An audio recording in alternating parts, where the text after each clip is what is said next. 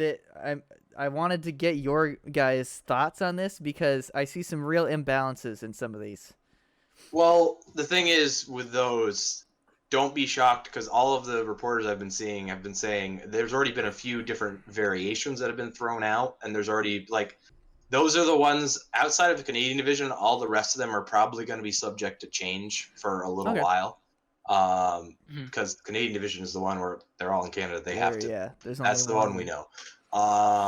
But the rest, it wouldn't shock me if you'll see some movement. But the particular examples you listed, which I think were some of the ones that you said it was Pierre LeBrun tweeted out, right? Yeah, this is Pierre LeBrun. This is from the LeBrunman. There is definitely some imbalances in that particular bunch of the only like possible changes I see happening are between this isn't what he called them, this is just what I called them for my own sake, but like the Northeast and the Southeast, those are the only ones I could see some changes, because the West, they're all out West, so well, you can't really do much about that. Because you could probably figure that we're talking about. Let's list those teams. Well, what were you saying, Nick? I think the only other team, and you can list them once I say this, but I think the only team that might move out of the West side, that could move to like Southeast is Dallas. Yeah, they're not that far from Florida. But I've also seen St. Louis in different, I've seen them outside, moved outside of that one as well. I've actually generally seen them in place of Minnesota. Like the way that one could be potentially structured is that's like 3 powerhouses versus 2 garbage teams. West, Anaheim, Arizona, garbage teams. San Jose, who knows what they're going to be. St. Louis isn't going to be anything that they used to be. I don't know. St. Louis, anyway, Mike, if you want to St. Louis is still good. I don't know. Yeah. I don't think they're done yet. So in the West, we're looking at Anaheim, Arizona, Colorado, Dallas, Los Angeles, San Jose, and St. Louis and Vegas. That's what the West is looking like, which is a pretty good. It's got a good spread of crap and. So elite. If you look at. And if you look at that, right? So Colorado, Dallas, and Vegas, those teams are like your powerhouse teams, right? Like all of them made pretty deep runs into the playoffs. Yes. Actually, they all did. They all did. So, and then you have the 3 California teams who didn't make it. not that good. And then St. Louis, which I do agree with, but St. Louis can definitely compete. They still have. That'll be interesting. They just realized I was thinking about I was thinking about Pietrangelo. So Pietrangelo is on Vegas now, and they're going to be playing against each other a lot. That's interesting. More. They'll be playing against each other more especially if it's just intra-divisional. Yeah.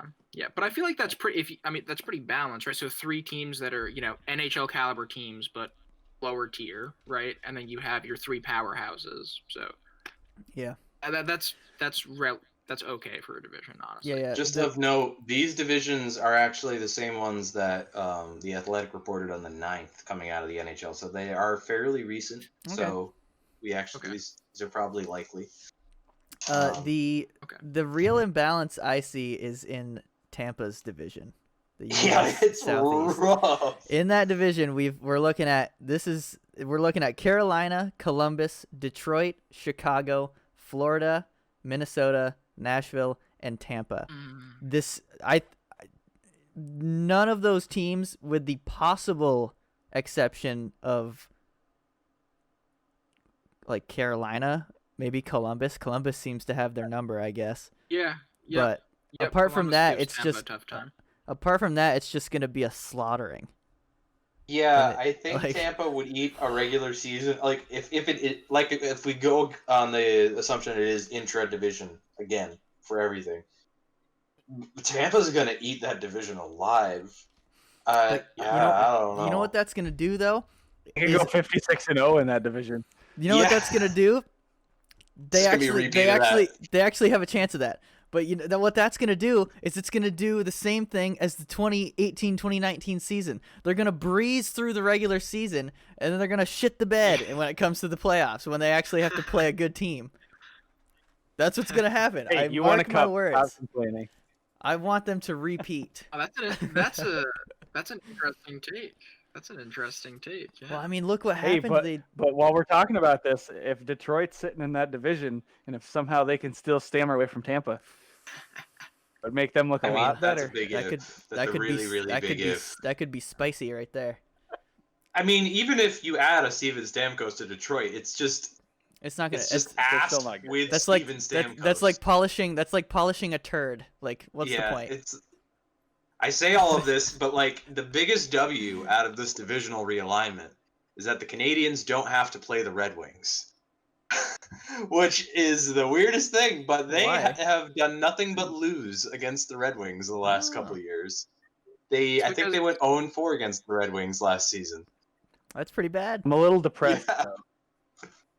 Looking at these, it kind of makes me a little sad because Ottawa could lose every single game of the season. Ottawa's Nah, not gonna do that nah. bad. I think they'll do well. I think they'll be like Ottawa's second from the not- bottom. Like even last year, you could see out of Ottawa, they are not the kind of basement dweller that the Red Wings were. Like Ottawa, they're by no means where they need to be, but like they're not horrendous, and I don't expect them to be horrendous. I expect them to probably be last in this Canadian division, but I expect they'll probably have higher point totals than most of the last places in all the other divisions will have. Yep. Because I think Canadian One can division only is going hope. to be hella close. Like I think Well, the Canadian division is going to be. You're not going to know who the 4 playoff spots are, and probably till the last 2 weeks of the season with the Canadian division. I don't think. I think that is the division that has the biggest chance of being just a complete crapshoot in terms of playoff spots. I don't think that you're going to see Vancouver or Ottawa, because I know Vancouver's dumped a lot. They've dumped a lot. That was actually going to be my question. I don't know. So, What? well, But that's yeah, the I question. mean, who's it going to be? Like, looking at it right here, I'm thinking Montreal, Toronto, Edmonton. Who's it going to be, Calgary or Winnipeg? It depends on what they do with Patrick Laine out in Winnipeg, too. Like, if they really trade him like they've been talking about how they could, God, you're not going to win which a would be Patrick Laine. one of the stupidest moves. I think it's gonna be Ottawa. I don't think so. You think Patrick Laine I is got you, going to buddy. go? So wait. So What? That'd be Ben? nice. so Wait, right now. You think what's going to be Ottawa, Mike? I meant they were gonna be the 4th team. Oh, I don't think. No, I can fairly safely say I do not think Ottawa is going to make the playoffs this I've next got season. Ottawa fever. Mike's sleeper pick. It's Mike's sleeper pick. Yep. Yeah, so I mean that's the question. So bottom 2, you feel bottom 2 in that division, Vancouver, Ottawa. Yeah. Is that what everyone's like safe bet based on everything we know? I don't think. I I don't know. honestly I know think we know where you stand now. I think that Calgary and Toronto in general are usually fairly good regular season teams. They'll probably be near the top for most of the division for most of that season. I think those are your safe-ish bet 1-2 for that division. My thing with the rest of that, other than Ottawa, I don't see a huge swath of difference between any of the other teams. I mean, it's easy to say that. I mean, Edmonton does have a Connor McDavid and a Leon Draisaitl. I just still don't think they have enough around them to do anything yet. I just think Depends on what Mike after Smith Calgary, does. Toronto, the rest of the division is just so, with all the moves they made this summer, it's just, I don't see that much of a difference between anybody. This is Until just you get to Up Ottawa. in the air.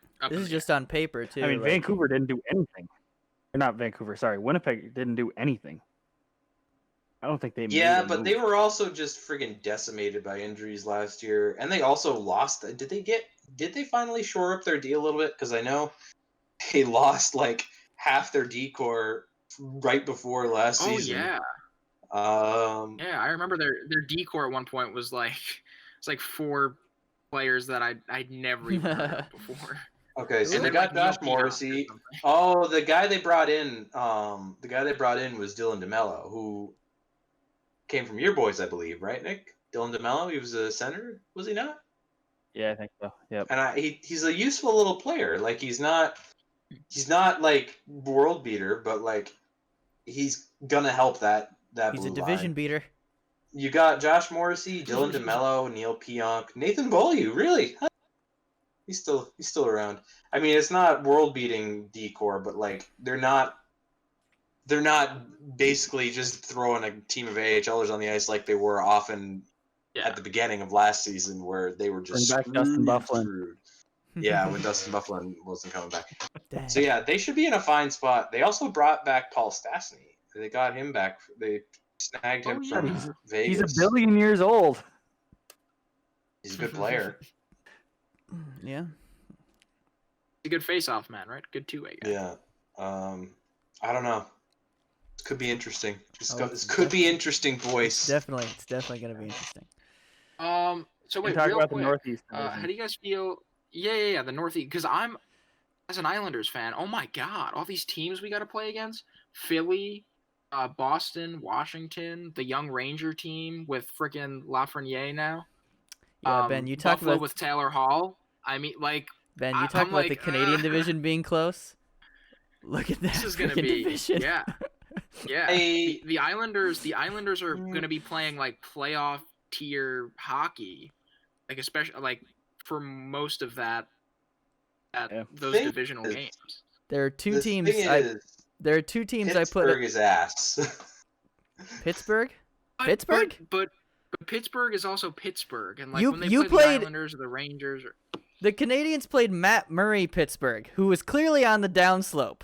When they put that Was new not. dude in, don't they have who's their guy taking the reins? Don't they have another Tristan elite? Jarry is Tristan Yeah, their- and isn't he their- nutty? There's All right. that, but like They I don't still know. got Crosby. There I- was just nothing about the way any of that team played that made me think they're going to be doing anything. Granted, All right, why that's don't we? happened a right. million times with that team, and they've brought it back. Like I You're will lo- fully admit that there's a solid chance that the Pittsburgh Penguins could do well because it's the Pittsburgh Penguins, and they do good out of nowhere all the time. I know this. I just don't think it's going to You happen are next looking year. through a toilet paper roll at the 5 games they played against the Canadians, Ben, is what you are doing. They have. It could be fine. I just said, like, I know. freely admit that they could bring it back. Like, I just, But you can't lead with Pittsburgh is ass when they have the team that they have. They are not ass. I don't think they were motivated in the bubble. I think you saw a very unmotivated team that's already won 3 Stanley Cups in the past 7-10 years, whatever it's been. And they were like, you know what? This sucks. I'm sure they were still trying to win, but I think they were unmotivated. Huge thing though, right? So the Penguins also finally gave away Jack Johnson to the Rangers. that is true. They did. They got rid of their. They They got rid of the brick Their on defensive defense. that is only a help. I will admit that them getting rid of Jack Johnson was a W. That was very good on their So part. here's my hypothesis, right? As long as you trade Jack Johnson, you go undefeated. Direct correlation. Direct. That's not. No, but that is kind Okay, of funny how. wait a the second division though. works. They got rid of Jack Johnson, but guess who they Yeah. added? Oh yeah, who was the? Oh yeah, Who did they what add? was that guy's name from? Cody Florida? Ceci. Or Oh yeah. oh, He sucks. He sucks. And I forgot about this too. No. They added. Yeah, I forgot about this next level bad trade as well. They added Michael Matheson as a defenseman Yes, from from the Florida. Panthers. From the For yes, 4 that was the point- guy. 4.875 a year through 2025-26. Yeah, that wasn't a good one.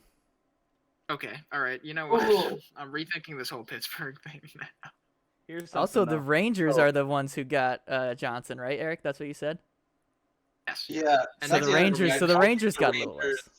The Rangers, like, yes, Lafreniere is obviously going to give them a good direct infusion, but like, the Rangers also got steamrolled in 3 games by the Carolina Hurricanes, who isn't even like the Yep. best team that. Like, yes, the Rangers are going to be amazing. It's not going to be this Yeah. year. Not I don't yet. think. I don't think it's going to be this That's year. fair.